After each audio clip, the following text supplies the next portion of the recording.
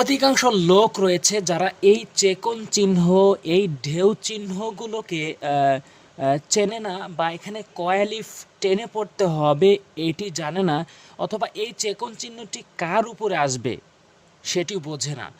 পুরো ভিডিওটি দেখুন, তাহলে আপনি বুঝতে পারবেন এই চেকন চিহ্নগুলো কয়ালিফ টেনে পড়তে হয়, এই ঢেউ চিহ্নগুলো কয়ালিফ টেনে পড়তে হয়, এবং এই চেকন চিহ্নগুলো কার উপরে আসবে।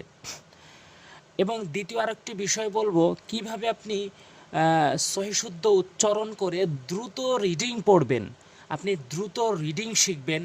এই বিষয়টি আমি ভিডিওর শেষে স্পষ্ট করে বলবো, পুরো ভিডিওটি দেখার অনুরোধ রইল।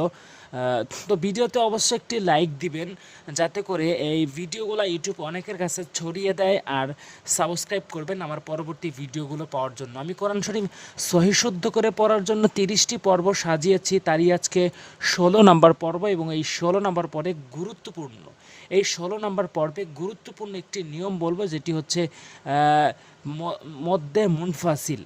মদ্দে মুনফাসিলের পরিচয় প্রথমে একটু বাংলা আমরা সকলেই দেখে নিই, তারপর আমি উদাহরণে এই নিয়মটি বুঝিয়ে দেব, এবং ভিডিও শেষ পর্যন্ত দেখবেন। শেষে একটি টেকনিক শেয়ার করব, যেটির মাধ্যমে আপনি দ্রুত রিডিং পড়তে পারবেন। দেখুন, মদ্দে মুনফাসিলের পরিচয়। মদ্দে মুনফাসিলের পরিচয়: মদের হরকত বা মদের হরফের উপরে, মদের হরকত বা মদের হরফের উপরে চেকন চিহ্ন, বামে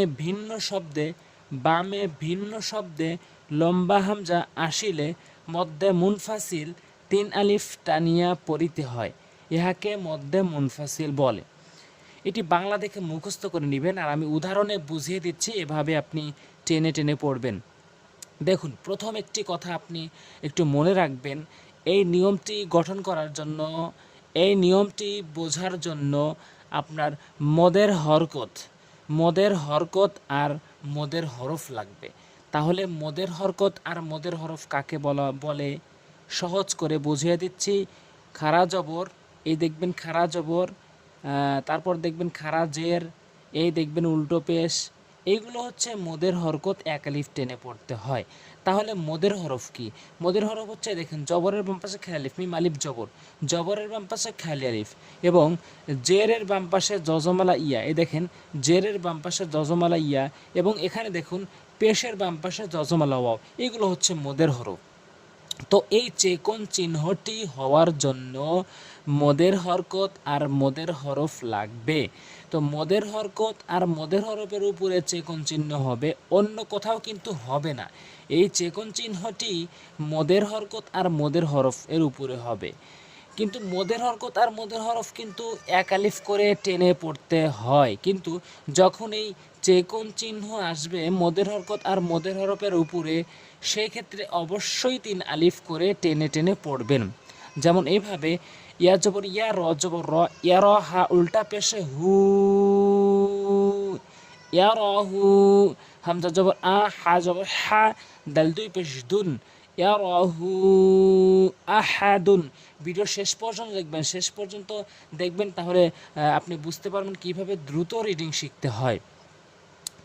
এরপরে দেখুন, তাহলে আমরা কি এখানে আমরা টেনেছি 3 আলিফ টেনেছি, যেই হরফের উপরেই আপনি এরকম চেকন চিহ্ন দেখবেন, সহজ করে নিয়ম, যেই হরফের উপরে এই চেকন চিহ্ন দেখবেন, সেই হরফকে আপনি 3 আলিফ করে টেনে পড়বেন। যেমন ইয়ারাহু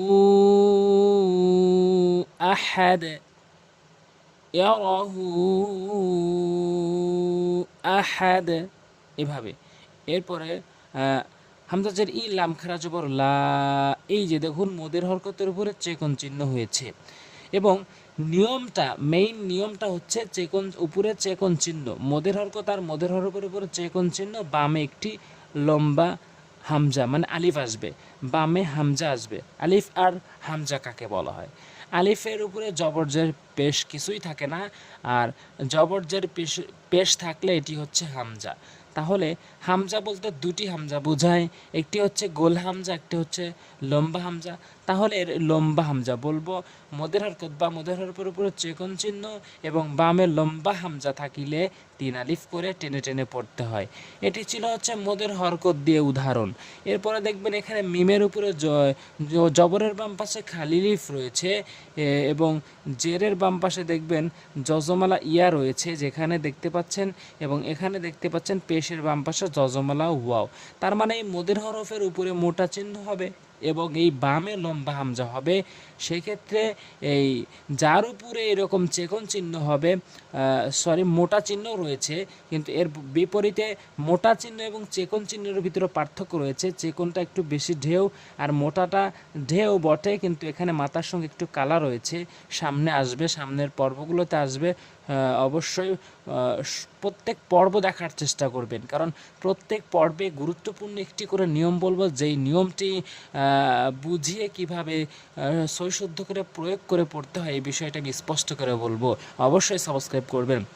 এরপর দেখুন তাহলে এখানে কি হলো, ওয়ামা উমিরু, ওয়ামা উমিরু তুবু ইলাইহি, এভাবে। এখন আমি শেয়ার করব যে কিভাবে আপনি দ্রুত রিডিং শিখবেন। অনেকে স্লো করে বলে, একদম ধীরে ধীরে বলে, যার কারণে একটা পড়তে পড়তে এই আর একটা টান হয়ে যায়, যেটা পড়বে আর একটা ধরতে ধরতেই যেটা পড়ে সেটি টান হয়ে যায়। এই জন্য স্লো করে পড়াটা অর্থ চেঞ্জ হয়ে যায়। আপনি দ্রুত কিভাবে রিডিং শিখবেন, জাস্ট আপনি 7 দিন একটু কষ্ট করবেন দ্রুত রিডিং শেখার জন্য। সেটি হচ্ছে, আপনি ধরুন এখানে আপনি বানান করলেন ইয়া জবর ইয়া, র জবর র, ইয়া র, হা উল্টা পেশে হু, ইয়া র হু। আপনি এই বানান করার পর এই শব্দটি 5 বার উচ্চারণ করবেন, ইয়া রহু, ইয়া রহু, ইয়া রহু। এরপরে হয়ে যাওয়ার পর, মুখস্থর মতো হয়ে যাওয়ার পর, হামজা জবর আ, হা জবর হা, দাল দুই পেশ দুন, আহাদুন কয়েকবার করে বলবেন, আহাদুন আহাদুন, দুইটা মিলিয়ে আবার 3-4 বার বলবেন, ইয়া রহু আহাদুন, ইয়া রহু আহাদুন। আমি বোঝাতে চাচ্ছি এই শব্দগুলো এভাবে বানান করে উচ্চারণ করলে শব্দগুলো কমন হয়ে যাবে, পরিচিত হয়ে যাবে। এই শব্দগুলোই যখন কোরআনের ভিতরে আসবে তখন আপনি দেখে দ্রুত পড়তে পারবেন, আপনার আর বানান করতে হবে না। এইভাবে বেশি না 150-200 শব্দ যদি এভাবে আপনি কমন করতে পারেন 7 দিনে, তাহলে আপনি 7 দিন পরে আপনি দ্রুত রিডিং পড়তে পারবেন ইনশাআল্লাহ। আর একটা বিষয় হচ্ছে, আপনি এখানে হামজা পড়ছেন, এদিকে জিমের দিকে তাকাবেন, এবং জিম পড়ছেন আপনি এখানে লামের দিকে তাকাবেন, তাহলে দ্রুত রিডিং পড়তে পারবেন আপনি। আজ এ পর্যন্তই। পরবর্তী ভিডিও পাওয়ার জন্য অবশ্যই সাবস্ক্রাইব করে রাখবেন, যাতে করে আপনি কোরআন শরীফ শুদ্ধ করে শিখতে পারেন। আসসালামু আলাইকুম ওয়া রাহমাতুল্লাহ।